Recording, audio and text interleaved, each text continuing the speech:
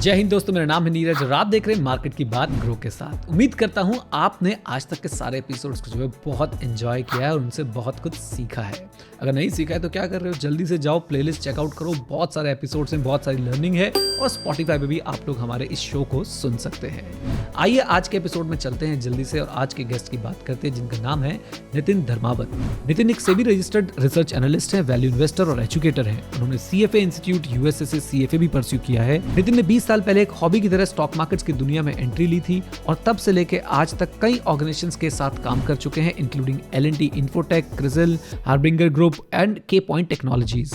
सालों के rich experience के बाद फाइनली जून 2018 में नितिन ने शुरुआत की अपनी खुद की research and investment advisory firm Aurum Capital की। ऑरिम कैपिटल के 2 स्मॉल केसेस हैं, जिसमें से वैल्यू इन्वेस्टिंग स्मॉल केस ने लास्ट 1 ईयर में 31.4% के रिटर्न्स दिए हैं, जबकि पिछले 1 साल में मार्केट्स काफी वॉलेटाइल रही हैं। और उनके सिक्लिकल बेट स्मॉल केस ने तो 2 साल में 51.34% के इंप्रेसिव CAGR रिटर्न्स दिए हैं। तो उनके पोर्टफोलियो की परफॉर्मेंस दिखाते हैं कि नितिन और उनके co-founder Jitin Parmar stock market के सीजन प्लेयर हैं। आज के दिन नितिन स्टॉक मार्केट के बहुत जाने माने नाम है और उन्हें अक्सर मीडिया और न्यूज में अपने व्यूज और कमेंट्स देने के लिए इनवाइट किया जाता है। इसलिए आज हम कोशिश करेंगे कि नितिन के साथ इस इंटरव्यू में हम लोग सीख सकें बहुत सारी बातें और आप लोगों के लिए ज्यादा से ज्यादा लर्निंग्स निकलवा पाएं। तो दोस्तों, देर किस बात की, उठा लीजिए अपना पेन, उठा लीजिए अपनी नोटबुक और शुरू हो जाइए इस एपिसोड में। जुड़ जाइए हमारे साथ और लिखनी शुरू कर दीजिए आज की सारी लर्निंग्स। और लिखने से भी ज्यादा इंपॉर्टेंट है, इनको जरूर अप्लाई कीजिएगा, इन्वेस्टिंग शुरू कीजिएगा और अपने लिए वेल्थ क्रिएट कीजिएगा। तो शुरू करते हैं मार्केट की बात ग्रो के साथ with Nitin Dharmawat. Hello Nitin sir, कैसे हैं आप? Welcome to the show. Yeah thank you. बिल्कुल ठीक हो नीरज, आप कैसे हैं? मैं बिल्कुल ठीक हूँ, बस दिल्ली में थोड़ी सर्दी ज़्यादा हो रही है, बाकी सब बिल्कुल ठीक है। तो मेरे पास स्टार्टिंग क्वेश्चन ये है कि सर 2 दशक 20 साल के लगभग जो है आपको मार्केट में पार्टिसिपेट करते हुए हो गए हैं। मैं जानना चाहता हूँ आपके अर्ली डेज कैसे थे मार्केट में, जब आप आए थे तो मार्केट कैसा था, आपका कैसा एक्सपीरियंस रहा, क्या चीज़ें अपनी फील करिए, अगर आप थोड़ा सा वो फीलिंग हमें बता पाएंगे कि उस समय कैसे जो है ट्रेड्स होते थे, कैसे जो है इन्वेस्टिंग होती थी। So Neeraj, actually more than 2 decades हैं वो। इनफैक्ट 92-93 का पीरियड था जब मैं मार्केट में आया था। और as a college going student जब मैं कॉलेज जा रहा होता था तो वो स्टॉक मार्केट की बिल्डिंग जो है वो मेरे रास्ते में पड़ती थी। और वो आपको अगर पता हो हिस्ट्री के हिसाब से तो उस वक्त हर्षद मेहता स्कैंडल चल रहा था। आज हमें पता है कि वो हर्षद मेहता स्कैंडल चल रहा था, उस वक्त हमें पता नहीं था। और जब वो वहां से देखता था और इतने सारे लोगों को बिल्डिंग के नीचे देखता था तो मैं as a young curious guy, you know, I started asking and I found one day I am a part of that big crowd. So इस तरह से मेरी जर्नी स्टार्ट हुई थी और बहुत अच्छी नहीं थी। मैंने बड़ी ट्यूशन फी पे की उस वक्त। ट्यूशन फी मैंने क्या, मेरे फादर ने पे की and he was kind enough not to throw me out of home. But उसके बाद मुझे समझ में आ गया कि मुझे मार्केट में क्या नहीं करना है। And I took my time and then I built on my stock market journey. कैसे, पहले तो वो ट्यूशन फीस के बारे में जानना चाहूंगा, अगर आप सही समझे तो वो अमाउंट क्या गया था और क्या गलतियां थी वो जो स्टार्टिंग में आपने करी थी। देखिए, अमाउंट उस वक्त के हिसाब से, आज के हिसाब से शायद बड़ा ना दिखे, लेकिन उस वक्त के हिसाब से काफी बड़ा अमाउंट था। करीब 5 लाख रुपए I lost during that time. And जो जो गलतियां थी, जो मैंने जो उसमें से सीखा, वो था कि बिहेवियर का कंट्रोल होना चाहिए अपना। जब सब लोग कुछ कर रहे हैं और अगर आप भी वही करोगे तो आपको भी वही रिजल्ट मिलेगा जो सबको मिलने वाला है। तो उसमें कुछ मजा नहीं है स्टॉक मार्केट में, अगर आप वही करोगे जो सब कर रहे हैं। तो वो सबसे बड़ी लर्निंग थी मेरे लिए। दूसरा था कि मैंने ना फोकस नहीं किया फंडामेंटल्स पे। जो भी कोई कंपनी कोई भी बोल रहा है उसको ले लिया और ये सोच के कि अरे ये तो कल बढ़ जाएगा। और उस वक्त यही हो रहा था, आज आप कुछ लेंगे कल वो बढ़ जाएगा, कल कुछ लेंगे परसों बढ़ जाएगा। तो you are making money on a daily basis. It doesn't work that way, because जिस दिन रियलिटी आपको हिट करेगी वो बहुत ही हार्ड हिट करेगी और आपके हाथ से सब पैसा निकल जाएगा और जो आपने लगाया वो भी चले जाएगा। तो आपके लिए फंडामेंटल्स पे फोकस करना बहुत महत्वपूर्ण है। अल्टीमेटली जो जो बिजनेस का परफॉर्मेंस है उससे से ही वेल्थ क्रिएशन होती है स्टॉक मार्केट में। ये मेरी उस वक्त की सबसे बड़ी लर्निंग थी। और स्पेकुलेट नहीं करना, शॉर्ट टर्म नहीं सोचना, क्वालिटी ऑफ प्रमोटर्स पे ध्यान देना, और कैश जो है कंपनी का और बैलेंस शीट का स्ट्रेंथ है उसको एनालाइज करना, ये सब चीजों पे मैंने ध्यान देना शुरू किया उसके बाद। अच्छा, एक बात, मेरे पास 2 क्वेश्चन आ गए एक्चुअली में, तो मैं क्विकली पूछ लेता हूँ। पहला क्वेश्चन ये है कि 30 साल आपको जो ये जर्नी आपकी रही 92 से लेके आज हम 2023 में बैठे हैं। पहली बात तो ये अपने आप में बहुत बड़ी बात है, 30 साल आप स्टॉक मार्केट से जुड़े हुए हैं, आपने बहुत उतार-चढ़ाव देखे होंगे। तो एज़ अ मार्केट ये कैसे इवॉल्व हुआ है? और मेरा सेकंड क्वेश्चन ये है कि आज की डेट में भी क्या लोग बाग ऐसी मिस्टेक्स कर रहे हैं जैसे आपने शुरुआत में करी थी? तो पहला क्वेश्चन ये लेते हैं कि मार्केट कैसे इवॉल्व हुई है इन पिछले 20-30 साल के दौरान? अब मार्केट बहुत अच्छे से इवॉल्व हुई है नीरज। इनफैक्ट जो पहले इंफॉर्मेशन नहीं हुआ करती थी, ओके, आज इंफॉर्मेशन बहुत एक्सेस है हमारे पास। ये एक बहुत बड़ा डिफरेंस है। तो पहले जिनके पास इंफॉर्मेशन होती थी वो सारा गेम कर पाते थे। आज इंफॉर्मेशन इतना क्विकली डिसिमिनेट होता है इंटरनेट के युग में, इंटरनेट के समय में, कि इंफॉर्मेशन की वैल्यू नहीं है। अभी बिहेवियर की वैल्यू तो और ज्यादा बढ़ गई है, कि आप अपने आप को कैसे कंट्रोल करें इस सिचुएशन में, और लॉन्ग टर्म के पर्सपेक्टिव के हिसाब से सोचें। तो एक चीज तो ये फर्क देखा है। दूसरा फर्क अंतर मैंने देखा है 92, 2000, 2008 और अभी 2022, 23 में, वो है कि जो यंग पॉपुलेशन है अभी, वो सीखने के लिए बहुत इंटरेस्टेड है। मतलब वो लॉन्ग टर्म के हिसाब से सोचने की कोशिश करते हैं, और सीखने पे ज्यादा ध्यान देते हैं, बजाय कि शॉर्ट टर्म गेन्स पे। ये मैंने ज्यादातर केसेस में देखा है। और ये एक बहुत अच्छा मेच्योरिटी का साइन है हमारे मार्केट के लिए भी और इन्वेस्टर्स के लिए भी। जैसे सर आपने बताया आपकी मिस्टेक, जैसे स्पेकुलेशन की आपने, या क्वालिटी ऑफ प्रमोटर्स पहले आपने चेक नहीं किए, बिहेवियर आपने अपना कंट्रोल नहीं किया, या फंडामेंटल्स पे आपने इनिशियली फोकस नहीं किया। सो डू यू थिंक आज भी ये मिस्टेक्स हो रही हैं? अरे बिल्कुल होती है। और आज किसी और फॉर्म में होती है। स्पेकुलेट अगर हम आज करते हैं, उस वक्त तो एफ एंड ओ नहीं हुआ करता था, बदला हुआ करता था। आज एफ एंड ओ है और वो बहुत इजीली अवेलेबल है, और लोग उसमें समझते नहीं है कि क्या रिस्क है। तो रिस्क जो ना समझने की गलती है, वो तो आज भी है। वो 30 साल पहले भी थी, और वो 300 साल पहले भी थी। तो अगर आप पूरे हिस्ट्री को देखें स्टॉक मार्केट की, तो वो ह्यूमन जो ग्रीड है उसको कंट्रोल करना शायद बड़ा मुश्किल है। तो वो गलतियां होती हैं, लोग सीखते हैं। और अगर आपने कोई ऐसी गलती कर दी जिससे कि आप परमानेंटली बाहर हो जाए, वो सबसे ज्यादा डिजास्टरस होता है। तो आप गलती कीजिए, गलती तो होगी, लेकिन आप इतनी बड़ी मत कीजिए कि मार्केट से बाहर हो जाए। Right, right. अब सर हम बैठे हैं बिल्कुल साल की शुरुआत में, और काफ़ी ऐसे प्रिडिक्शंस देखने को मिल रहे हैं कि 2023 में मार्केट जो है साइडवेज जाने वाला है। ना बहुत अच्छे रिटर्न देगा, ना बहुत ऐसा कुछ परेशान करेगा, बस जैसा है वैसा ही लगभग पड़ा रहेगा। At the end of the day हम देखेंगे कि कोई हमने रिटर्न ज़्यादा बनाया नहीं है। आपका कैसा आउटलुक है मार्केट को लेके, क्या थॉट प्रोसेस है? देखिए नीरज, सबसे पहली बात तो कि मार्केट को प्रेडिक्ट करना बहुत ही मुश्किल है। मैं स्टॉक मार्केट में हूँ, मैं इतने समय से हूँ, और इसके बेसिस पे मैं कह सकता हूँ कि मार्केट की चाल को प्रेडिक्ट करना बहुत मुश्किल है। किसने सोचा था 2022 में कि रशिया यूक्रेन का वॉर होगा, जो कि ऑलमोस्ट एक वर्ल्ड वॉर हो जाएगा? किसने सोचा था कि इतना बड़ा इन्फ्लेशन आएगा डेवलप्ड इकोनॉमीज में 2022 में?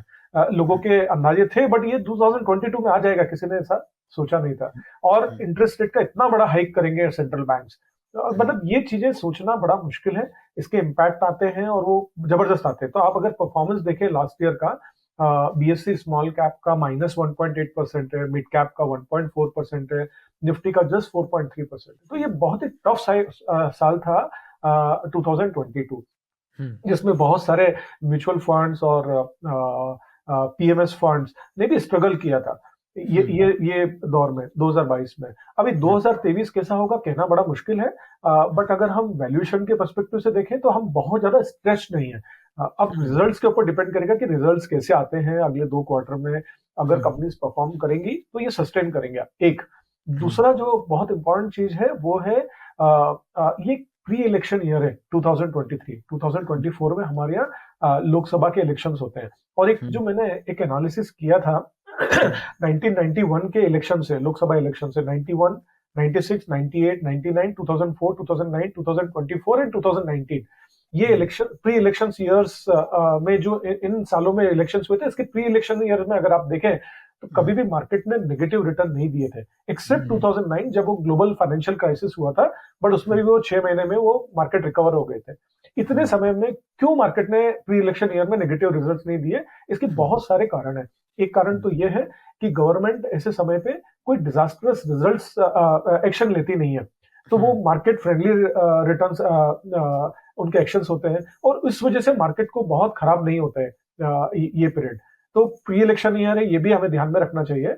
और ओवरऑल मुझे नहीं लगता है कि मार्केट बहुत खराब करना चाहिए। प्रेडिक्ट करना मुश्किल है, प्रेडिक्ट करना बहुत डिफिकल्ट है, बट मुझे नहीं लगता है कि शायद बहुत डिफिकल्ट ईयर हो 2023। डिफिकल्ट हो सकता है बट बहुत ज्यादा डिफिकल्ट हो ऐसा नहीं लगता है मुझे। राइट सर, दो बातें आपने करी, एक वैल्यूएशंस और एक रिजल्ट्स। तो वैल्यूएशन पे आपने बताया कि वैल्यूएशन में हम इतना ज़्यादा स्ट्रेस नहीं है, मतलब एक कंफर्टेबल वैल्यूएशन है। और दूसरी बात आपने बोली कि अब आने वाले समय में रिजल्ट्स डिसाइड करेंगे कि कंपनी का जो स्टॉक प्राइस है, एक कंपनी के शेयर का स्टॉक प्राइस है, वो कहाँ जाएगा। तो मैं अभी रीसेंट एग्जांपल्स लेना चाहता हूँ। अभी रिजल्ट्स हमारे सामने आ रहे हैं, कुछ के ऑफिशियली डिक्लेयर हो गए, कुछ के नंबर्स आ गए हैं ऑफिशियली डिक्लेयर होने हैं। रिजल्ट अच्छे आते हुए भी शेयर्स 5-5, 6-6% जो है वो डिप मार जाते हैं कभी कभी, ऐसा हमने रिसेंटली देखा है। एंड फॉर एजुकेशनल पर्पस में नाम भी अगर लेना चाहूँ तो अगर हम HDFC बैंक की बात करें, बजाज फाइनेंस की बात करें, इनके रिजल्ट बहुत ही अमेजिंग रिजल्ट जो है इन्होंने दिए हैं अभी, और फिर भी इनके स्टॉक्स में जो है गिरावट देखने को मिली है। तो ऐसा क्यों हुआ है? नहीं देखिए, स्टॉक स्पेसिफिक तो नहीं बोल पाऊंगा, बट इन जनरल मेरा ये बोलना है कि कई बार क्या होता है कि वो मार्केट जो है वो ahead of the curve companies को रीड करता है, तो उनके रिजल्ट्स को एक्सपेक्ट करने लगता है, और वो एक्सपेक्ट करता है कि आगे के पीरियड में क्या हो सकता है और किस वैल्यूएशन पे जाते हैं। अगर वैल्यूएशन बहुत ज्यादा ऑलरेडी स्ट्रेच्ड है और एक्सपेक्टेशंस ज्यादा बिल्ट हुई हुई है और उसके हिसाब से आगे के रिजल्ट्स शायद ना आए, तो फिर मार्केट उसको करेक्टिव मोड में लेता है। Valuations are very critical and it should always be kept in mind. Right. अच्छा, आप सर कुछ अपने इनिशियल डेज से, एक तो इतना लंबा पीरियड आपने देख लिया ना, मेरा तो मन कर रहा है बहुत सारे क्वेश्चन पूछूं पुराने वाले दिनों के आपके। इनिशियल डेज में कुछ ऐसी मिस्टेक्स अगर आप सही समझे तो सिर्फ एजुकेशनल पर्पस के लिए कुछ स्टॉक्स के नाम लेके अगर आप बताना चाहें जो मिस्टेक्स थी आपकी, जिससे आपने काफी कुछ सीखा और जिन्हें आप आज आप यूज करते हैं अपनी स्ट्रैटेजी में। हाँ हाँ बिल्कुल। सी देखिए, दो तरह की मिस्टेक्स होती है मार्केट में ब्रॉडली। एक होती है ओमिशन की और दूसरी होती है कमीशनिंग की। ओमिशन की जो मिस्टेक्स होती है जिसमें कि फॉर एग्जांपल आपने कोई स्टॉक आइडेंटिफाई किया और काम किया और आपने वो लिया नहीं और वो स्टॉक बढ़ गया, तो ऑफ कोर्स वो लॉस तो है, वो नोशनल लॉस है, आपका रियल लॉस नहीं हुआ है। वो ओमिशन की मिस्टेक है। कमीशन की मिस्टेक क्या हो गई कि आपने कोई स्टॉक ले लिया और लेने के बाद आपको समझ में आया कि यहाँ पे कुछ गलत हुआ है, या आपकी स्ट्रेटेजी गलत थी, आपके वैल्यूएशंस में कुछ गलती थी, या कंपनी के फंडामेंटल्स चेंज हो गए हैं, वो कमीशनिंग की मिस्टेक है और वो रियल लॉस है, हार्ड कैश का लॉस होगा। तो error of commissioning is something that I fear. And उससे भी ज्यादा अगर मुझे परमानेंट लॉसेस हो जाए, तो अगर मुझे कमीशनिंग का एरर हुआ मुझे इतना दिक्कत नहीं होगा। अगर उसमें मुझे लगता है कि अभी तो मुझे लॉस ही बुक करना पड़ेगा, क्योंकि कोई भी स्टॉक आप लेते हैं वो हमेशा ऊपर जाएगा ऐसा नहीं होगा। लेकिन अगर उसमें परमानेंट लॉस आपको बुक करना पड़ा, आपको लगा कि अभी ये तो रिकवर नहीं होने वाला है और हमसे गलती हो गई है, तो वहां पे वो परमानेंट लॉस बुक हुआ, वो सबसे ज्यादा खराब होता है। तो ये दो दो चीजें ब्रॉडली मैं पहले बोलना चाहता था। उसके बाद बहुत सारे लेसन्स हैं, बहुत सारी गलतियां की है। जैसा मैंने बोला, अर्ली 90s में मैंने स्टॉक्स खरीदे जो कि वर्थलेस थे, क्योंकि किसी ने बोल दिया तो ले लिए और कुछ काम नहीं किया, कुछ पता नहीं था कल बढ़ जाएगा, उस चक्कर में लिए, वहां पे नुकसान होता है। तो वो एक मेरा पहला एक्सपीरियंस था जिसको मैंने कभी रिपीट नहीं किया। दूसरा जो था वो था मेरा एक एग्जांपल 2012-13 का। और मैं स्टॉक का नाम भी लेता हूं बट ये कोई रिकमेंडेशन नहीं है। ये MCX का स्टॉक जब 2012-13 में लिस्ट हुआ था, तो उस वक्त लिस्टिंग के समय कुछ 1100-1200 रुपए का प्राइस था इसका पोस्ट लिस्टिंग। और उसी वक्त एक्चुअली इनकी एक और कंपनी थी, NSCL, national spot exchange limited. उस ये ग्रुप कंपनी थी सब, MCX और NSCL। तो NSCL के FDs मार्केट में फ्लोट हो रहे थे। तो मेरे पास दो ब्रोकर एटलीस्ट आए उस वक्त और उन्होंने कहा कि हम 15% का आपको FD का रिटर्न मिल रहा है इसमें। ये बहुत ही टफ पीरियड था उस वक्त 2012-13 का इकोनॉमी को लेके। वो बोल रहे कि 15% का गारंटेड रिटर्न है। अभी गारंटेड रिटर्न होते ही मुझे डर लगने लगता है, क्योंकि मैं ये पुराना एक्सपीरियंस देख चुका था, कोई गारंटेड रिटर्न होता नहीं है मार्केट में। अभी वो बोल रहे हैं कि ये 15% का गारंटेड रिटर्न है, क्योंकि MCX का जो भी माल है उनके गोडाउन में पड़ा रहता है और उसका वहां पे उसकी वजह से उसको पैसा मिलता है। 15% का मैंने उससे पूछा उन ब्रोकर से कि अगर ये 15% का रिटर्न दे रहा है तो एटलीस्ट तुम मेरे पास ये सेवा करने आ रहे हो तो 2-3% तो तुम्हें भी मिलेगा, तो 17-18% हो गया। 2-3% वो कंपनी भी बचाएगी तो 20% हो गया। ऐसा कौन सा धंधा है भाई 2013 में, जब इकोनॉमी इतना स्ट्रगल कर रही है, जहां पे 20% का बिजनेस हो रहा है। तो मुझे तो लग रहा था कि वो NSCL में कुछ तो डिजास्टर होने वाला है। बट मेरी गलती क्या हुई कि मैंने वो डॉट को कनेक्ट नहीं किया। MCX में भी ये प्रॉब्लम आएगी क्योंकि वो तो ग्रुप कंपनी है, और वो आई। और एमसीएफ का शेयर मेरे पास था, और वो गलती मैंने की कि मैंने डॉट को कनेक्ट नहीं किया। और ये मैं अवॉइड करता हूँ कि जहां पे भी मुझे लगता है ना कि डॉट कनेक्ट करना चाहिए वो करना चाहिए। तो ये एक सेकंड मिस्टेक थी। थर्ड था मेरा एक 2014 में, ये अभी तो वो कंपनी काफी चेंज हो गई है। ये उस वक्त आईडीएफसी लिमिटेड के नाम से थी और वो इंफ्रास्ट्रक्चर फंडिंग करते थे। उस वक्त उनको बैंकिंग का लाइसेंस मिला था, और मैंने उत्साह में सोचा कि अभी ये एक बैंकिंग का लाइसेंस मिला है, पेडिग्री अच्छा है मैनेजमेंट का, इसके बोर्ड पे जो मैनेजमेंट बैठा है वो भी बहुत अच्छा है, so it should do well. मुझे लग रहा था कि शायद ये नेक्स्ट ये हो जाएंगे या वो हो जाएंगे, मतलब नेक्स्ट एचडीएफसी, नेक्स्ट आईसीआईसीआई, इस तरह के आप सोचने लगते हैं ना। और उसके एनालिसिस में मैंने वो गलती की, और मेरे को पता था कि इनका एक लीगेसी इंफ्रास्ट्रक्चर का लोन है जो इसको प्रॉब्लम देगा, और उसका एनालिसिस में मैंने गलती किया। तो वो वहां पे भी उसको मैंने काफी टाइम लिया उससे एग्जिट लेने में। वो शायद एक बड़ी गलती थी। और ये सब लेसन होते जाते हैं, गलतियां आप हमेशा करते हैं, नई गलतियां होती हैं, आप सीखते हैं उससे। बट मेरा ये बोलना है कि जो भी गलती करें आप, वो इतनी बड़ी ना करें कि आप परमानेंट बेसिस पे स्टॉक मार्केट से बाहर हो जाए। गलतियां होती ही हैं मार्केट में, आप कितना भी एक्सपीरियंस ले लें, लेकिन कम से कम हो एक, और दूसरा उसका इम्पैक्ट उतना बड़ा ना हो जो कि आपको हमेशा के लिए मार्केट से बाहर कर दे। सर ये बात आपने 2-3 बार रिपीट करी कि इतनी बड़ी गलती ना करें कि मार्केट से बाहर हो जाए, तो वो कैसे हम उसको मेजर करें कि इतनी बड़ी गलती है या नहीं? मतलब क्या उसका कोई बेंचमार्क है, कोई पैरामीटर है उसका? नहीं, देखिए, जब भी आप अलोकेशंस करते हैं अपने स्टॉक्स में, तो ध्यान रखें कि बहुत एग्रेसिव अलोकेशंस ना हो। कई बार मैंने देखा है कि छोटे निवेशक जो हैं वो एक ही स्टॉक में 30, 40, 50, 60% चले जाते हैं, और अगर वहां कोई गलती हो जाए, डिजास्टर हो जाए, और जब आप इतना बड़ा लोकेशन लेते हैं ना, तो आप एक्चुअली उस स्टॉक से ऐसा हो जाता है, आपने मैरी कर लिया, शादी हो गई उससे, तो आप उसको तोड़ने में बड़ा मुश्किल होता है आपके लिए। तो आप वो मत कीजिए, किसी भी स्टॉक से शादी मत कीजिए।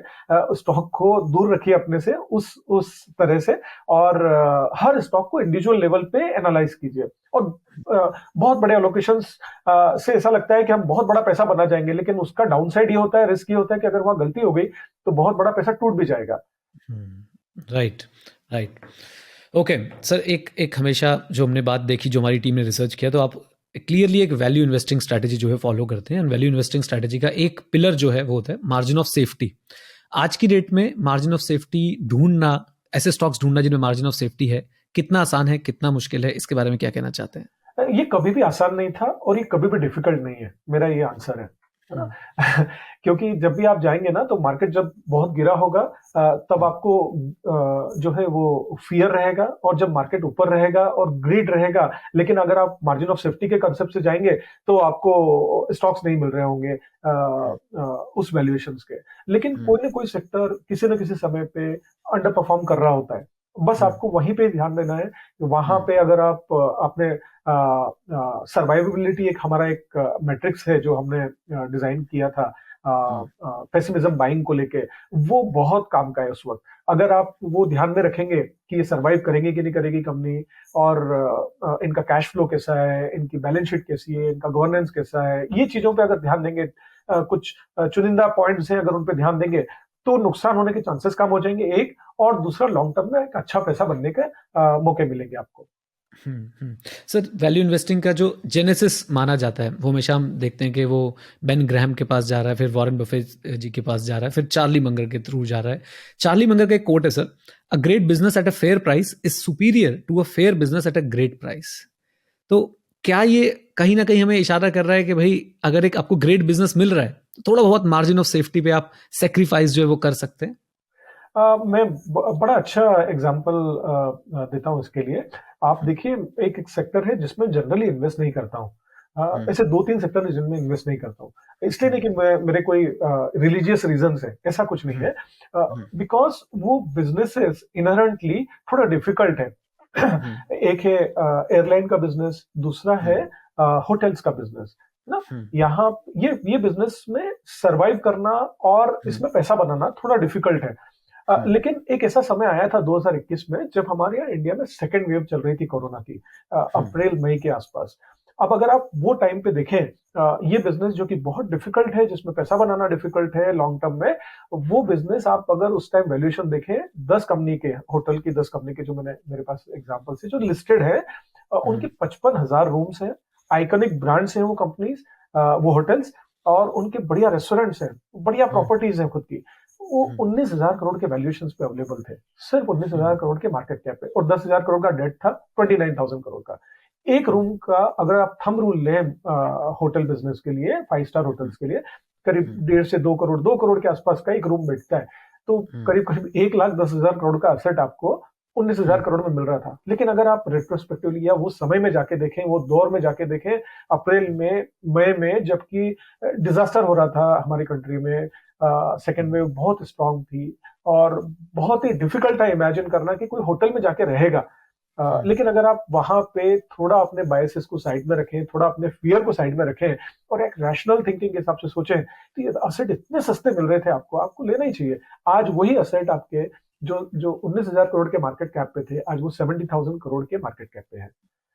तो इतना बढ़िया आपको, जो जो जिस इंडस्ट्री में पैसा बनाना मुश्किल है, उसमें भी बहुत अच्छा पैसा बन जाता है। तो चार्ली मुंगर ने जो कहा है वो बिल्कुल सही बात है। अगर आप लॉन्ग टर्म पर्सपेक्टिव रखें, और अगर आप वैल्यूएशंस के लिए क्लियर हैं, और आप डरे नहीं उस समय पे, तो पैसा बनता ही है। राइट। ऐसा कई लोग ऐसा क्लेम करते हैं कि हमारी ये इन्वेस्टिंग स्ट्रैटेजी जो है फूल प्रूफ है, और हमारा मानना है कि ऐसा कोई भी फूल प्रूफ स्ट्रैटेजी जो है वो नहीं होती है। तो अभी क्या लगता है सर, वैल्यू इन्वेस्टिंग फूल प्रूफ है या नहीं है? क्या इसमें पिटफॉल्स हैं? क्या इसमें ऐसी जगहें हैं जहां पे एक वैल्यू इन्वेस्टर भी जो है उस पिटफॉल के अंदर गिर जाता है? हाँ, बिल्कुल बिल्कुल होता है नीरज। जहाँ पे आपको लगता है कि वैल्यू है, और वो ऐसे स्टॉक्स, वो हमेशा ही उनमें वैल्यू रह जाती है और उसमें पैसा नहीं बनता है, ऐसा होता है, डेफिनेटली होता है ऐसा।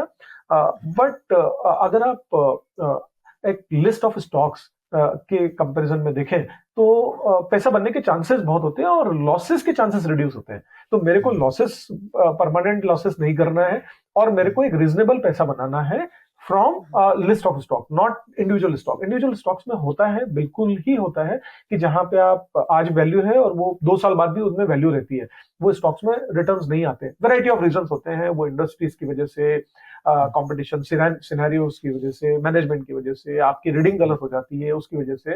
तो ये होता है, बिल्कुल होता है, वैल्यू इन्वेस्टिंग में भी होता है। बट मेरा ये बोलना है कि अगर आप ओवरऑल आपके लिस्ट ऑफ स्टॉक्स हैं, जो पोर्टफोलियो है आपका, अगर उस पर आप पैसा बनाते हैं without taking undue risk, then it is much better than playing blind. Right, okay sir. Value investing में मैं आपका एक बार इन्वेस्टिंग प्रोसेस भी जानना चाहूंगा, लेकिन उससे पहले आजकल एक टर्म कॉइन हो गया मार्केट में, बड़ा ही अजीब सा टर्म है, उसे बोलते हैं बाप स्टॉक्स या बाप इन्वेस्टर्स, और वो हो गया कि by at any price, right? तो ऐसे इन्वेस्टर्स, ऐसे लोग जो इस बाप इन्वेस्टर्स जिसे बोलते हैं, इनके लिए आपकी क्या सजेशन रहने वाली है, क्या एडवाइस है? देखिए, अल्टीमेटली जो मार्केट है, that is driven by value. Okay, बाप इन्वेस्टिंग, कोई भी इन्वेस्टिंग स्टाइल हो, वो कभी ना कभी काम कर सकती है, ऐसा नहीं है। लेकिन आप देखिए कि अल्टीमेटली जो हम कंपनीज ले रहे हैं, ओके, वो हम ले रहे हैं because of certain value. Okay, we are investing in the businesses, we are not speculating, one. Second is valuations become very important and paramount, because ultimately the cash will be generated by the companies, and if we are paying exorbitantly high price for that cash, it may take very long time to recover. Okay, so your returns will get spread for multi years rather than for a smaller period. So वो difference हो जाता है। तो बाप का एक by at any price जो आप बोल रहे हैं, उसका एक सबसे बड़ा इशू वहां पे ये आता है। और दूसरा, हम रिस्क क्या रहती है बाप में, बाय एट एनी प्राइस पे, जो स्टॉक्स आप ले रहे हैं, अगर उसमें जो एक्सपेक्टेशंस बिल्ट है, उसमें अगर थोड़ा भी नेगेटिव हो जावे, है ना, तो वो स्टॉक्स बहुत तेजी से गिरते हैं। फॉर एग्जाम्पल 99-2000 में जब आईटी कंपनीज थी, और उनमें से काफी कंपनीज ने बहुत अच्छा भी किया, है ना, बहुत सारी कंपनीज तो खत्म हो गई, और जो कंपनी सर्वाइव की और जिन्होंने बहुत अच्छा किया, और वो बाय एट एनी प्राइस पे जब आप ले रहे थे, वो प्राइस को आने में 10 साल 20 साल लग गए। वो कंपनीज अच्छी थी, है ना, इन्फोसिस और विप्रो और ये कंपनीज बहुत अच्छी थी, आज भी सरवाइव कर रही हैं और बहुत पैसा बनाया है। लेकिन जो 2000 के वैल्यूएशंस थे बाय एट एनी प्राइस पे अगर आप करने गए तो उसको बहुत बहुत लंबा पीरियड लग जाता है। वो एक रिस्क है। मैं एक्सट्रीम एग्जांपल इसलिए दे रहा हूँ क्योंकि उसको समझना थोड़ा आसान होगा, लेकिन इतने एक्सट्रीम नहीं होंगे, दूसरे एग्जांपल्स भी हो सकते हैं। लेकिन फिर आपका जो रिटर्न का टाइम पीरियड है वो लंबा होते जाता है, ये एक रिस्क होती है। या रिटर्न जो है वो स्मॉल होते जाते हैं क्योंकि अल्टीमेटली आप कैश को ले रहे हो और उसको डिस्काउंटिंग कर रहे हो। सर रीसेंट कोई स्टॉक्स में से कोई बहुत बहुत चर्चित स्टॉक में से कोई एग्जांपल देना चाहेंगे जिसके साथ ऐसा हुआ हो, जो बाय एट एनी प्राइस के लिए ग्रीन था लेकिन फिर अब वो ऐसे हालात में कि उसके जो ओरिजिनल प्राइसेस पे आने के लिए या जो उसके पीक प्राइसेस पे आने के लिए उसमें उसे सालों लग जाएंगे? मैं स्टॉक का नाम नहीं लूंगा, बट अगर आप देखें तो फिनटेक कंपनीज जिस वैल्यूएशंस पे आए थे आज से 1 साल पहले, उनको शायद उनमें से कोई आ भी नहीं पाए वो वैल्यूएशंस पे। मुझे तो लगता है वो एक बहुत बड़ी रिस्क थी। और जब इतने सारे आईपीओ इतने ओवर वैल्यूएशंस पे आ रहे हैं तो investors need to be very very careful while investing in companies, whether they are listed or they are coming in IPOs. Ultimately कोई बेच रहा है उसको। लोग सस्ते के आईपीओ में आ रहा है तो फ्री का माल आ रहा है, ऐसा नहीं है। वहां पे प्रमोटर बेच रहे हैं आपको, और प्रमोटर से अच्छा कोई नहीं समझता है बिजनेस को। तो अगर वो बेच रहे हैं और ऊपर के वैल्यूएशंस पे ला कर बेच रहे हैं तो आपको बहुत केयरफुल रहना चाहिए। राइट। अब मैं चाहता हूँ एक बार अपना इन्वेस्टिंग प्रोसेस आप डिस्कस करें। सबसे पहला स्टेप तो यही कि आपके रडार पे कोई स्टॉक आता कैसे है, आपकी स्क्रीन में वो स्टॉक आता कैसे, किन पैरामीटर से होकर वो आपके स्क्रीन पे आता है, एंड देन आप उस पर क्या प्रोसेसेस क्या थॉट्स लगाते हैं, किन स्टेप से आप लोग जो है उसको आगे के लिए सेलेक्ट करते हैं कि okay this is the one जिसमें मैं इन्वेस्ट करने वाला हूँ। सो नीरज, इसके बहुत सारे तरीके हैं जिसमें स्टॉक्स हमारे सामने आते हैं। जनरली हम बॉटम अप करते हैं, हम टॉप डाउन भी कर लेते हैं। लेकिन हमारा जो प्रोसेस है उसमें ये है कि हम पेसिमिज्म को खरीदने की बहुत कोशिश करते हैं। तो buying the pessimism is very critical for us. For example, जो मैंने अभी होटल इंडस्ट्री का आपको दिया था, इसमें हमने रिकमेंडेशंस भी दी थी। 2021 में वो एकदम औने पौने दाम पर अवेलेबल था, कोई देखना नहीं चाहता था। वो पेसिमिज्म है। जब भी कोई ऐसा सेक्टर, ऐसे स्टॉक्स जिनको कोई देखना ना चाहे, वो जो है वो पेसिमिज्म के क्राइटेरिया में फिट बैठता है। तो वहां से हमारा शुरू होता है स्टॉक्स का लेना, और उसमें ही एसोसिएटेड हमारा फ्रेमवर्क होगा। तो अगर आप लेने की कोशिश करेंगे पेसिमिज्म को, तो पेसिमिज्म में आप कैसे आइडेंटिफाई करें किसी स्टॉक को, तो वो जो मैं आप फ्रेमवर्क की बात कर रहा था पहले, उसमें आप किसी सेक्टर या कंपनी जो कि आउट ऑफ फेवर है, कि nobody wants to talk about it. 2021 के सेकेंड वेव में होटल स्टॉक्स को कोई बात नहीं करना चाहता था, या रियल एस्टेट कंपनीज जो एक 8-9 साल 10 साल के बहुत डिफिकल्ट पीरियड से गई थी, या कैपिटल गुड्स कंपनीज जो 2012-13 के बाद से, इनफैक्ट 2008 में उनका पीक बना था और 12-13 के बाद तो बिल्कुल खराब दौर से जा रही थी, both business wise as well as stock market में। तो वो 7-8 साल का एक पीरियड था। तो ये जो है, या पेपर कंपनीज 2021 में, ऐसा बहुत सारे सेक्टर्स हैं जो कि कोई देखना नहीं चाहता। या 2017-18 में आईटी कंपनीज को, 2021 में वो बिल्कुल उल्टा हो गया, हर कोई आईटी कंपनीज खरीदना चाहता था। 2017 में जब मैं किसी से आईटी कंपनीज का बात करता था तो वो बोलता था नहीं, आईटी कंपनीज तो खरीदना ही नहीं है। क्यों? क्योंकि ये तो कुछ काम करते ही नहीं है, ये तो जो है ना सर्विसेज का काम करते हैं, इनके पास तो प्रोडक्ट है ही नहीं, ये कोई कुलीज वाला काम है, कोई बहुत मिशन क्रिटिकल काम नहीं है। इस तरह के मेरे को लॉजिक दिए जाते थे और कोई देखना नहीं चाहता था उस स्टॉक्स को, और वो मल्टी बैगर हुए वहां से। तो जब भी कोई सेक्टर या कंपनी आउट ऑफ फेवर हो, हमें उसे देखना चाहिए, और उसमें ये देखना चाहिए कि कहीं परमानेंट डिसरप्शन तो नहीं है उसमें। ये बहुत क्रिटिकल है। अगर परमानेंट डिसरप्शन होगा तो हमें उनको अवॉइड करना चाहिए, ऐसे सेक्टर्स को। एंड ऑफ द स्टोरी हो जाती है वहां पे। अगर परमानेंट डिसरप्शन मतलब 90s का, अर्ली 90s का टाइपराइटर फॉर एग्जांपल, है ना, तो टाइपराइटर उसके पहले बनते थे, गोदरेज जैसी कंपनी भी टाइपराइटर बना के बेचती थी। लेकिन अगर आपको पता है कि टाइपराइटर जो है एक परमानेंट डिसरप्शन का पार्ट हो रहा है और कंप्यूटर्स को रिप्लेस करने वाले हैं, तो टाइपराइटर का कोई फ्यूचर नहीं है। तो जहां पे परमानेंट डिसरप्शन आपको क्लियर दिख रहा है, वहां पे अवॉइड करना चाहिए। फॉर एग्जांपल 2022 में अगर आप देखें तो electric vehicle versus ice engine, तो वो एक डेफिनेटली एक ट्रेंड होगा, और वो दिख रहा है कि ईवी की तरफ पूरा मार्केट शिफ्ट होगा। हाँ, तो वहां पे परमानेंट डिसरप्शन आइस की तरफ दिख रहा है, इंटरनल कंबशन इंजन वाली जो टेक्नोलॉजी है उसको देखें, तो वहां पे थोड़ा ध्यान रखना चाहिए जहां पे परमानेंट डिसरप्शन हो।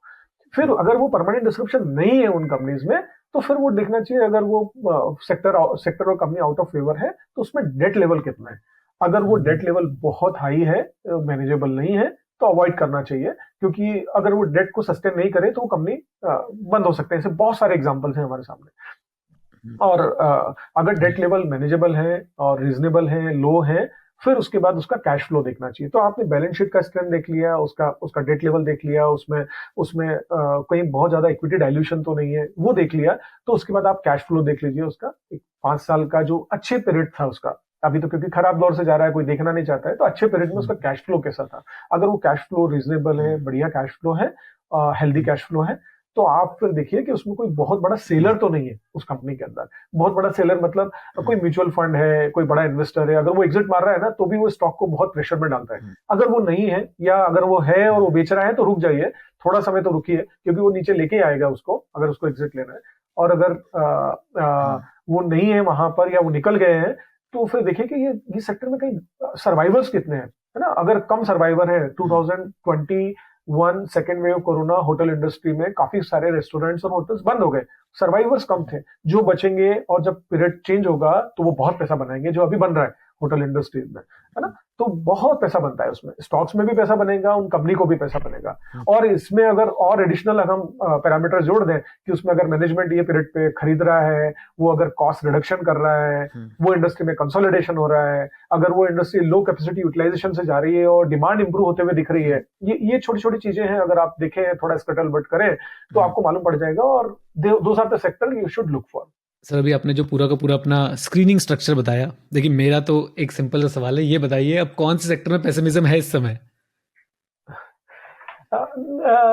पेसिमिज्म है, काफी सारे सेक्टर्स हैं जिसमें शायद इंडिविजुअल कंपनी लेवल पे पेसिमिज्म हो सकता है, और कुछ सेक्टर्स में है जहां पे पेसिमिज्म भी हो सकता है।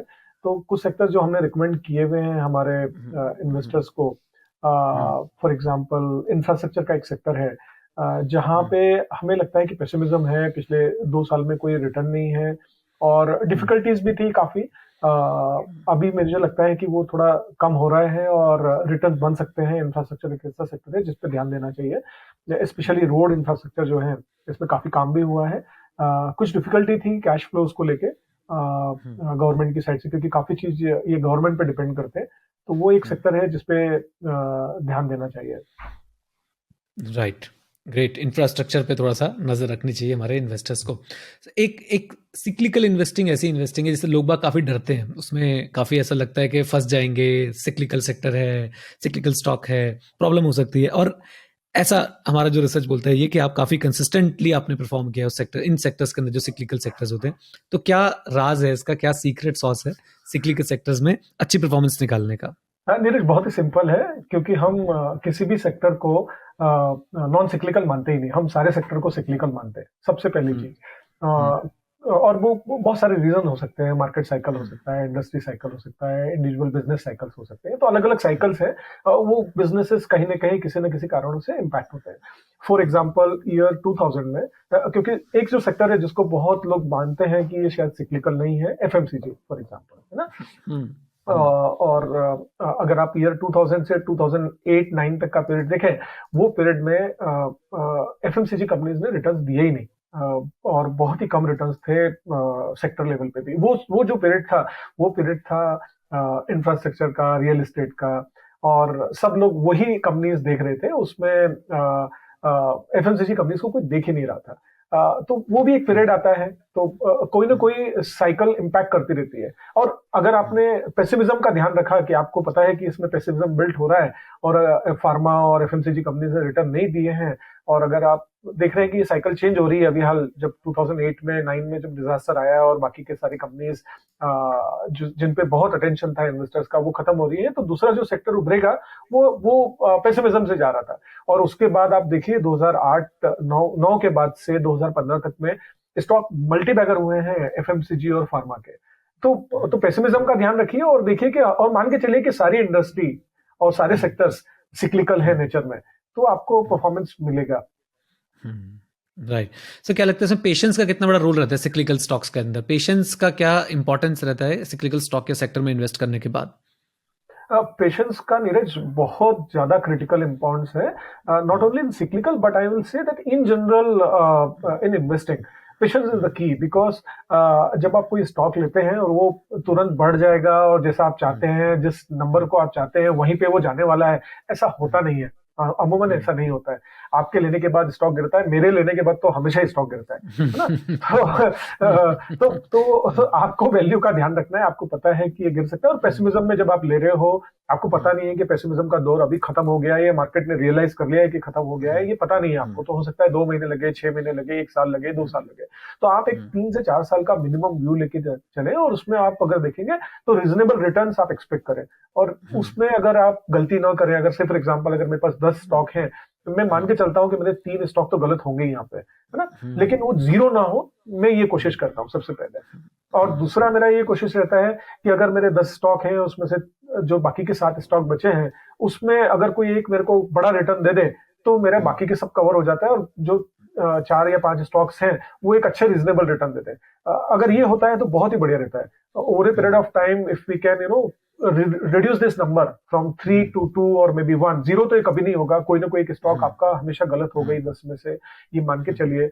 कितने भी अच्छे इन्वेस्टर्स हो, कितनी भी बढ़िया लर्निंग्स हो, गलतियां होती हैं, डिजास्टर्स होते हैं, और आप ये अपने रिटर्न्स में बिल्ड करके चलिए, ये एक्सपेक्टेशंस आप बिल्ड करके चलिए। तकलीफ कम होगी और रिटर्न्स पे ज्यादा अच्छा लगेगा। क्या होता है, हमारे बिहेवियरल एस्पेक्ट्स क्या करते हैं, जो प्रॉफिट होता है हम उसको नहीं देखते हैं, जो गलतियां हो जाती है उस पर हमारा ज्यादा ध्यान देता है। तो लॉस हमें पिंच ज्यादा करता है बजाय कि प्रॉफिट से खुशी होने के। तो वो मान के चलिए कि आपसे गलतियां होगी, गलतियां होती ही हैं, गलतियां कम से कम हो, और over a period of time आप पैसा बनाएं। राइट मैं यही आपसे बल्कि पूछने वाला था कि कभी ऐसे किसी हाईली सिक्लिकल स्टॉक के पीक पे आपने बाय किया हो और फिर आप सोच रहे हो कि अब क्या करना है, या फिर अगर कोई इन्वेस्टर ऐसा कर दे कि वो बिल्कुल, क्योंकि देखिए हम सबको पता है कि एवरीवन ट्राइज टू बाय जब वो सब कुछ पीक पे हो रहा होता है, तब एकदम एक ऑप्टिमिज्म की जो लहर चल रही होती है उसके चलते लोग बाग पीक पे बाय कर लेते हैं। तो ऐसे केस में क्या करना चाहिए सिक्लिकल स्टॉक्स में, अगर किसी ने पीक पे बाय कर लिया है और अब वो स्टॉक जो है नीचे नीचे जाता जा रहा है? मेरे बहुत ही बढ़िया क्वेश्चन है ये, और ये बहुत कॉमन मिस्टेक्स है, क्योंकि जब सब ले रहे होते हैं तब आपको fear of no missing out जो बोलते हैं, फोमो, वो होता है कि अरे यार ये बढ़ गया है, अभी मेरे से छूट रहा है, तो भागो इसके पीछे। ये कभी नहीं करना चाहिए। I never do it, let me tell you, ये मिस्टेक मैं नहीं करता। तो मैंने कहा ना, कुछ चीजें जो मैं सीख गया कि मैं नहीं करूंगा जिंदगी में कभी, उनमें से एक ही मिस्टेक है। एक ये जो चीज है वो मैं कभी नहीं करूंगा। मैं कभी पीक पे जाने की कोशिश नहीं करता, मैं हमेशा अवॉइड करता हूँ। और अगर आप चले गए गलती से, आप वहां पे से भाग जाइए। देखिए, ये ऐसा है कि आप एक पार्टी चल रही है, वो पार्टी बढ़िया चल रही है, उसमें डांस चल रहा है, उसमें सब बहुत ही अच्छा है, हंकी डोरी है ना। और अगर आप वो पार्टी के बीच में खड़े हैं और वो पार्टी अगर बंद हो गई, तो आप मान के चले कि बिल आपको पे करना है। आपको उस वक्त डोर पे खड़ा होना चाहिए, ना कि पार्टी के बीच में, नहीं तो पार्टी का बिल आपको पे करना पड़ेगा। Right example. ओके, एक ना, अगर हम किसी चैनल को भी ओपन करके देखते हैं, हम कहीं भी जाते हैं, हर कोई बता रहा है what to buy, when to buy, what to buy, when to buy, लेकिन एक क्वेश्चन जिसका आंसर बहुत कम जगह पे मिलता है या बहुत कम लोग डिस्कस करते हैं, I should say, when to sell. तो सेल जो है वो स्टॉक को कब किया जाए, क्या पैरामीटर्स ध्यान में रखे जाएं, क्या फाइनेंशियल गोल्स ध्यान में रखे जाएं, या उस स्टॉक का कोई रिटर्न ध्यान में रखा जाए? क्या चीजें हैं जो आपको स्टॉक सेल करने का इंडिकेशन देती हैं, या किन चीजों के होते हुए हमें स्टॉक्स को सेल कर देना चाहिए? देखिए, सेल करना जो है ना, बहुत डिफिकल्ट डिसीजंस है ना। आपने बिल्कुल सही कहा कि सब लोग बोलते हैं कि कौन सा खरीदना है, कौन सा खरीदना है, और कौन सा सेल करना है, वो एक बहुत ही डिफिकल्ट डिसीजन है लेने के लिए। हमारे इसमें हम जो करते हैं वो 2-3 चीजों का ध्यान रखते हैं। हम कब सेल करते हैं, हम जब हमें लगता है कि यहाँ पे वैल्यूएशन का हमें कंफर्ट नहीं है, तो हम वहां सेल कर देते हैं। जब हमें लगता है कि हमसे कुछ गलती हो गई है, तो हम सेल कर देते हैं। और तीसरा, जब हमें लगता है कि यहाँ पे कोई कॉर्पोरेट गवर्नेंस का इशू है। एक्चुअली कॉर्पोरेट गवर्नेंस का इशू नंबर 1 बोलना चाहूंगा मैं, कि अगर हमें लगता है कि यहाँ पे कॉर्पोरेट गवर्नेंस का इशू है, जो हमने पहले देखा था तब ये नहीं था, और अगर हमें कॉर्पोरेट गवर्नेंस का क्लियर इशू दिख रहा है, we do not hold that stock. Otherwise हम लॉन्ग टर्म होल्ड करते हैं, और वो स्टॉक को हमारे पास रखते ही हैं, और हम वो रनअप का पूरा फायदा लेते हैं। ये हम ध्यान में रखते हैं। और अगर वैल्यूएशंस जस्टिफाई नहीं कर रहे हैं, अगर वो शॉर्ट टर्म में भी जस्टिफाई नहीं कर रहे हैं, बहुत तेजी से स्टॉक बढ़ गए, तो फिर हम एग्जिट लेते हैं। मैं बहुत ही एक रिसेंट एग्जांपल आपको देता हूँ बैंकिंग सेक्टर में। पब्लिक सेक्टर बैंक जो कि अगेन पेसिमिज्म के दौर से गुजर रहा था और कोई देखना नहीं चाहता था, और हमें लगता था कि 2021-22 में ये बहुत अच्छे वैल्यूएशन पे आ गया, तो 2022 में हमने काफी सारे फाइनेंशियल सर्विसेज कंपनीज में एंट्री किया। उसमें पब्लिक सेक्टर बैंक्स भी थे। एक पब्लिक सेक्टर बैंक जो हमने रिकमेंड किया वो कुछ महीनों में 125% अप हो गया। और वो जो हम सोच रहे थे कि ये शायद 2 साल 3 साल में रिटर्न्स आएंगे, ये कुछ महीनों में आ गए। हमारे को वो जस्टिफाई नहीं होते, कितना भी अच्छा हो हम वो एग्जिट लेंगे ही, और वो हमने एग्जिट लिया जो कि हमारा शॉर्टेस्ट पीरियड था। अदरवाइज हमारा पीरियड जो है वो 2 साल 3 साल 4 साल का पीरियड होता है, और ये शॉर्टेस्ट पीरियड था जिसमें हमने एक स्टॉक में एग्जिट लिया because it has run up. तो वो एक चीज ध्यान रखना चाहिए। तो प्राइमरीली 3 चीजें हैं। गवर्नेंस का इशू अगर आपको दिखता है, प्राइस रन अप हो गया और वैल्यूएशंस अगर जस्टिफाई नहीं हो रहे हैं, और अगर आपको लगता है कि आपने गलती कर दी है, तो ये 3 चीजों में आपको एग्जिट लेना ही चाहिए। वैल्यू इन्वेस्टर्स में एक बात जो है हमें सुनने को मिली है, देखने को मिली है वैल्यू इन्वेस्टिंग स्ट्रैटेजी के साथ, मुझे करेक्ट भी करिएगा अगर मैं गलत बोल रहा हूँ तो, buy and hold forever. तो ये मिथ है, ये मिसकॉन्सेप्शन है, या ऐसा कोई कॉन्सेप्ट होता है? क्या कहना है आपका buy and hold forever वाले कॉन्सेप्ट पे, क्या टेक है? ये कुछ नहीं होता है नीरज, ये बिल्कुल मिथ है। बाय एंड होल्ड करके कोई चीज ही नहीं होती है। बाय और होल्ड करना चाहिए जब तक कि ये चीजें जो मैंने 3 आपको बोली है, अगर वो पैरामीटर में बैठती है तो, है ना। अगर वो पैरामीटर से बाहर हो गई, अगर आपको कॉर्पोरेट गवर्नेंस इशू दिख रहा है, आपकी वैल्यूएशन जस्टिफाइड नहीं है, या आपने कोई गलती कर दी है, तो आप बाहर निकल जाओ। अदरवाइज आप उसको लेके बैठे रहोगे और उसका कोई मीनिंग नहीं निकलेगा।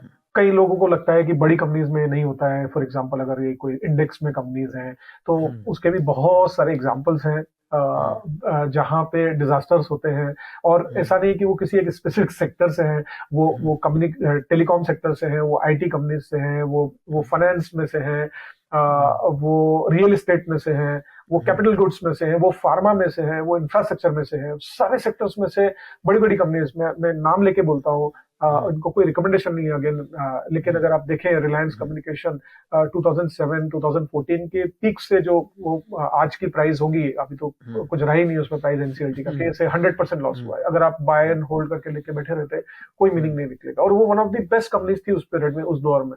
तो आपको कांस्टेंट इवैल्यूएशन करना पड़ेगा। मे बी आइडिया अगर आप देखें, एमटीएनएल देखें, ये सब टेलीकॉम सेक्टर्स की लीडिंग कंपनी थी अपने एक पीरियड में। या आप सत्यम को देखें, जब स्कैंडल हुआ और उसके बाद जिस तरह से उसमें पैसा टूटा था, मैसिव वेल्थ इरोजन हुआ था। तो बाय एंड होल्ड करके आप नहीं बैठे रह सकते उसमें। या आप यस बैंक देख लें जो फाइनेंशियल सेक्टर्स में थी, या पीएनबी देख लें, जब उसमें आपको प्रॉब्लम दिख रहा है और वो पीक बन रहा है तो आपको निकलना चाहिए। रिलायंस कैपिटल देख लें, इंडिया बुल्स हाउसिंग फाइनेंस देख लें, इनमें सब में 80-90% वेल्थ इरोजन हुआ है। या बीएचईएल देख लें, सुजलॉन देख लें, रिलायंस पावर देख लें, रेनबेक्सी देख लें, जयप्रकाश एसोसिएट देख लें, डीएलएफ देख लें, यूनिटेक देख लें। ये सब कंपनी किसी न किसी समय पे इंडेक्स के पार्ट हुआ करते थे। बड़ी कंपनी थी, लार्ज कंपनीज थी। तो बाय एंड होल्ड करके अगर मैं बैठा रहूंगा तो नहीं चलेगा। या अगर कोई किसी कंपनी का वैल्यूएशन अगर जस्टिफाई नहीं हो रहा है, अगर से फॉर एग्जांपल एफएमसीजी कंपनीज जब वो 2009 से 2015 के बीच में मल्टी बैगर हुए, और अगर आपने उस पीरियड में उसको लिया है और उसके बाद पीक बन रहे हैं, और उसके बाद भी आप सोचते हैं कि मैं इसको लेके बैठा रहूंगा, तो शायद उतने अच्छे रिटर्न नहीं बने। या फार्मा कंपनीज जो कि एवरग्रीन कंपनीज बोलते हैं, अगेन उसमें भी वैल्यूएशन का कंसर्न हुआ 13-14 में जब वो पीक हुए, और उसके बाद वो कई सालों तक उन्होंने रिटर्न्स नहीं दिए। तो फिर अगर आपको एवरेज आउट करना है रिटर्न्स, तो कोई मतलब नहीं है उसका। आपको यही लुकआउट करना पड़ेगा कि कहाँ पे अपॉर्चुनिटीज ज्यादा अच्छी है। You have to constantly work, every day is new day in stock market. You can't continue to live in the past. You will have to scout for new opportunities and then invest in those. Right, मतलब buy, evaluate and hold, otherwise sell. Correct. एक अभी हमारी चर्चा भी हुई थी, अभी इसी एपिसोड में हमने बातचीत करी कि इलेक्शन ईयर के आपने एक बड़ी अच्छी स्टडी करके बताई हमें, कि ये तो आपने बड़ा अच्छा हिंट दिया कि जो इलेक्शन ईयर से पहले वाला ईयर होता है उसमें स्टॉक मार्केट अच्छे रिटर्न्स जो है वो जनरेट करके देती है। एंड 2008 शायद एक आपने बताया कि ऐसा साल रहा है जिसमें ऐसा नहीं हुआ था because of the global financial crisis, वो भी 6 महीने में अच्छी रिकवरी हो गई थी। अब इस ईयर में ये जो हमारा पेनल्टीमेट ईयर जिसे मैं अगर मैं बोलूं, तो इसमें कौन सा आपको सेक्टर लग रहा है जिसपे खास नजर रखनी चाहिए हमारे रिटेल इन्वेस्टर्स को? देखिए, एक तो मैंने आपको ऑलरेडी बोला है, इंफ्रास्ट्रक्चर एक सेक्टर है। इंफ्रास्ट्रक्चर बढ़िया करना चाहिए। फाइनेंशियल सर्विसेज का सेक्टर जो है उस पर ध्यान रखना चाहिए। बहुत बढ़िया ग्रोथ दिख रही है हमें वहाँ पे। कैपिटल गुड्स का एक और सेक्टर है जहाँ पे अच्छी ग्रोथ हो रही है, लेकिन अगेन वहाँ पे कंपनी स्पेसिफिक होना पड़ेगा क्योंकि स्टॉक्स काफी बढ़ भी गए हैं, तो थोड़ा ध्यान रखना पड़ेगा वो सेक्टर्स में जब आप जा रहे हैं। उसके अलावा रियल एस्टेट का एक सेक्टर है जो बढ़िया कर रहा है, वहां पे भी आपको देखना चाहिए, वो नंबर्स काफी इंप्रूव हो रहे हैं। तो वो भी एक सेक्टर बहुत बढ़िया है। तो ये कुछ सेक्टर्स हैं जहाँ पे अच्छी पॉसिबिलिटीज हैं 2023 में। अवॉइड किसको करना चाहिए, ये तो हो गया जिन पे ध्यान रखना चाहिए या इसके अलावा जो बच गया उसको अवॉइड करना है? I know this was coming आप ट्रैप करेंगे मुझे। तो देखिए एक सेक्टर जो अभी भी मैं कंफर्टेबल नहीं हूँ, काफी गिरा भी है और उसमें पीक भी हुआ था। और जनरली पीक होता है ना तो इमीडिएट रिसर्जेंस नहीं आता है, या तो बहुत ज्यादा गिर जाए तो पॉसिबिलिटीज होती है, थोड़ा पीरियड लेते हैं वो, कपल ऑफ क्वार्टर्स लेते हैं उनको रिकवर होने में। और जब हमारा पेसिमिज्म का हम ट्रैकर लगाते हैं तो उसमें ये चीज भी ध्यान रखते हैं कि कितना पीरियड हुआ है इसको पेसिमिज्म से जाते हुए। तो वो है IT services companies. I am still not very comfortable with valuation. जिस तरह का रनअप उनमें आया था और अभी जो करेक्शंस हुए हैं उसके बाद भी मुझे लगता है कि थोड़ा रिस्क है वहां पे और हमें बचना चाहिए कंपनीज में ओवर वैल्यूएशंस में जाते वक्त। राइट, आईटी से थोड़ा सा दूर आईटी रहना चाहिए। Services specifically, not product companies. Product companies में फिर भी क्योंकि उनकी वैल्यूएशंस के तरीके अलग होते हैं तो वो थोड़ा मैं उसको साइड में रखूंगा, लेकिन आईटी सर्विसेज कंपनी में हमें थोड़ा केयरफुल रहना चाहिए। और एडिशनल रिस्क भी है बाहर की ज्योग्राफीज जहाँ से वो बिजनेस लेते हैं वहां के मार्केट्स में खराब होने के लिए, तो थोड़ा ध्यान रखना चाहिए। उसके बाद अपॉर्चुनिटी बनेगी तब आप जाइए उसके अंदर। राइट। इन्वेस्टिंग जब हम वर्ड बोलते हैं तो काफ़ी लोगों के लिए इन्वेस्टिंग का मतलब अलग अलग होता है। यस, इसमें हम लोग CAGR पे फोकस कर रहे होते हैं, वेल्थ क्रिएशन फोकस कर रहे होते हैं। बट मुझे लगता है कि आज की डेट में अगर मैं बड़े इन्वेस्टर्स की बात करूं तो आज वॉरेन बफे CAGR पे फोकस नहीं करते होंगे, राइट? या और जो इंडियन बड़े इन्वेस्टर्स हैं आज वो शायद CAGR पे इतना फोकस नहीं रखते होंगे। सो क्या आपके लिए क्या मायने हैं इन्वेस्टिंग के, other than the financial element? क्या आपके लिए मीनिंग है इन्वेस्टिंग का आपके लिए? नहीं, एक्चुअली वॉरेन बफेट CAGR उनकी एनुअल रिपोर्ट में पहले पेज पे पब्लिश करते हैं, हर साल पब्लिश करते हैं उनके रिटर्न्स। तो मेरे को नहीं लगता कि शायद उनके लिए इम्पोर्टेंट नहीं होगा, सभी इन्वेस्टर्स के लिए इम्पोर्टेंट होता है। डे टू डे पे इम्पोर्टेंट नहीं होगा but over a period of time वो इम्पोर्टेंट रहता ही है। एक रिजनेबल रिटर्न आपको आना चाहिए, आप इन्फ्लेशन को बीट करना चाहिए, ये बहुत इंपॉर्टेंट है। और स्टॉक मार्केट के अलावा और कोई तरीका नहीं है जिससे आप कर सकते हैं। आप सोचें कि अगर आप एफडी लेके कर लेंगे ये तो नहीं होने वाला है। एफडी के रिटर्न आज भले ही अच्छे दिख रहे हैं, हमें 7-8% दिख रहे हैं। आप एक फंड डाल सकते हैं, लेकिन आप सोचें कि उसी के थ्रू वेल्थ जनरेट करेंगे, आप कभी नहीं कर पाएंगे। आप सोचेंगे आप सिर्फ जॉब के थ्रू वेल्थ जनरेट कर लेंगे, unless until you are the owner of that business, where in again you are holding 100% equity in the company and in a way आप इन्वेस्ट कर रहे हैं। अगर आप जॉब कर रहे हैं, प्योर जॉब कर रहे हैं, तो आप नहीं वेल्थ क्रिएट कर सकते अपने लिए। और वेल्थ इंपॉर्टेंट है आपके खुद के लिए, आपके रिटायरमेंट के समय के लिए, आपके बच्चों के लिए बहुत क्रिटिकल है। तो ये आप चीजें मिस नहीं करना चाहिए। और CAGR जो है इम्पोर्टेंट है over a period of time undoubtedly, क्योंकि आपको मालूम पड़ता है कि आप कितना आगे हैं या कितना पीछे हैं। और अगर आप बहुत पीछे हैं, गलत कर रहे हैं, तो आप करेक्टिव एक्शंस ले सकते हैं उसके बेसिस पे। डे टू डे बेसिस पे बिल्कुल क्रिटिकल नहीं होगा but over a period of time आपको ये ध्यान रखना चाहिए। ईयरली आपको मेजर करना ही चाहिए आप किस डायरेक्शन में बढ़ रहे हैं। अगर आप सही डायरेक्शन नहीं है आपका तो आपको रीइवैल्यूएट करना चाहिए। राइट। इसमें मेरा एक सवाल ये भी था कि इसके अलावा इन्वेस्टिंग को आप और कैसे देखते हैं, मतलब और आपके लिए ये क्या मायने रखती है इन्वेस्टिंग? अरे बहुत इंपॉर्टेंट क्वेश्चन है। मेरे लिए इंडिपेंडेंस है, बहुत इंपॉर्टेंट है मेरे लिए, मेरा अपना इंडिपेंडेंस। जैसे आज हम स्वतंत्र हुए 1947 में, कितना इंपॉर्टेंट था हमारे लिए, बहुत इंपॉर्टेंट था। यू नो उसके पहले हम we were ruled by someone else. तो I don't want to get ruled by someone else in my personal finance life also. Okay, तो मैं डे टू डे, मेरे को मारा मारी नहीं है यार कि मेरे को ये जॉब करना ही पड़ेगा, मेरे को ये करना ही पड़ेगा, ये मैं नहीं करना चाहता हूँ फिर भी मुझे ये करना पड़ेगा, वो नहीं चाहिए मुझे। तो ये फाइनेंशियल इंडिपेंडेंस जो है ना वो बहुत क्रिटिकल है मेरे लिए, तो बहुत इंपॉर्टेंट है वो। और वो मुझे लगता है कि वो इन्वेस्टिंग के थ्रू ही आ सकती है, उसी के थ्रू आई है और उसी के थ्रू आ सकती है। राइट। जस्ट एक लास्ट क्वेश्चन मैं आपसे पूछना चाहूंगा यहाँ पे, कोई ऐसा रूल ऑफ थंब है कि जैसे आपने बताया इंडिपेंडेंस, कोई ऐसा रूल ऑफ थंब है कि एक्स अमाउंट पे और X% रिटर्न पे हम लोग जो है अब आगे की जिंदगी आराम से जी सकते हैं, कि मैं X अमाउंट का कॉर्पस इकट्ठा कर लूं और सो मैं एक रेट ऑफ रिटर्न ज्यूम करके जो है उसे फिक्स कर लूं? बड़ा डिफिकल्ट क्वेश्चन है ये, क्योंकि ये बहुत अलग अलग लाइफ स्पैन पे डिपेंड करेगा कि आप किस मोड पे हैं जिंदगी के। अगर आप 20 साल के हैं तो एक अमाउंट अलग हो सकता है, आप 60 के हैं तो एक अलग हो सकता है। But over a period of time अगर मेरे को लगता है कि अगर आपके एनुअल एक्सपेंसेस हैं उसका आपके पास अगर 50 गुना पैसा हो 50 times, okay, you are all set. और जनरली वो आप 40 की एज तक अगर लेके आ जावे तो बहुत ही बढ़िया है। तो मैं 40 की एज और 50 टाइम्स योर एनुअल एक्सपेंसेस ये लेके चलूं, और ये मान के चलूं कि आप 90 साल तो कम से कम जीने वाले हैं, तो then you are all set. और आप इन्वेस्ट करें जिससे कि आप इन्फ्लेशन को बीट करते रहें। अगर आप इन्फ्लेशन को बीट करते रहें, you are all set. Right, thank you very much sir. काफ़ी कुछ सीखने को मिला और काफ़ी डिफरेंट इनसाइट्स आपने हमें दिए, एंड आई होप हमारे इन्वेस्टर्स ने भी, हमारे व्यूअर्स ने भी और हमारे रिटेल इन्वेस्टर्स ने भी इसको एंजॉय करेंगे for sure. And thank you for your time sir. Thank you so much, I enjoyed it too. तो ये था गाइस आज का एपिसोड। उम्मीद करता हूँ आप लोगों को एपिसोड पसंद आया। एपिसोड अगर पसंद आए तो वीडियो को लाइक करिएगा। चैनल पे अगर आप लोग नए हैं तो चैनल को सब्सक्राइब करिएगा और कमेंट बॉक्स में बताइएगा कि आप आगे किससे मिलना चाहते हैं, किससे बातचीत करना चाहते हैं, एंड जरूर हमारे एपिसोड्स के फीडबैक भी शेयर कर दीजिएगा। With this note guys, thank you very much, stay connected, stay head, जय हिंद। और हाँ मित्रों, सीखते रहें क्योंकि सीखना शुरू तो जीतना शुरू। Bye bye and take care, God bless you.